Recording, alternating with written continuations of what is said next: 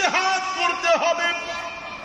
মুমিনদের ভিতরে যদি আল্লাহ আল্লাহর রাস্তায়, আল্লাহ আল্লাহর রাসূলের রাস্তায় যদি জিহাদের ব্যাপারে বলা হয়, সাহাবায়ে কেরাম জিহাদ করেছেন, নবী আলাইহিমুস সালাতু ওয়াস সালাম জিহাদ করেছেন।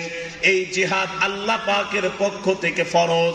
ফরজ বিধানকে কেউ যদি কোনোভাবে মেনে নিতে না পারে, কিংবা এই ফরজ বিধানকে কেউ যদি তিরস্কার করে, তাহলে ওই লোকটা কাফের হয়ে যাবে। কথা বলেন ঠিক কিনা? মুসলমান ইমানদার ভাইরা আমার, ইমানদার তো তারাই যারা আল্লাহ আল্লাহর রাসূলের প্রতি ঈমান আনবে আর তাদের জান মাল আল্লাহর রাস্তায় তারা খরচ করবে। আল্লাহ পাক বলেন, উলাইকা হুমুস সাদিকুন, এরাই হলো সত্যবাদী, এরাই হলো সত্যবাদী। মুসলমান ইমানদার ভাইরা আমার, সত্যবাদী যারা, তাদের প্রত্যেকটা কথাবার্তার ভিতরে থাকবে সত্যের অবস্থা। তাদের চলাফেরা দেখলেও মনে হবে এই লোকটার কথাবার্তা, এই লোকটার চাল চলন, এই লোকটার আদব আখলাক, এই লোকটার সব ধরনের আয়োজন, সব কিছুর ভিতরে সত্যের আওয়াজ এবং সত্যের দাওয়াত।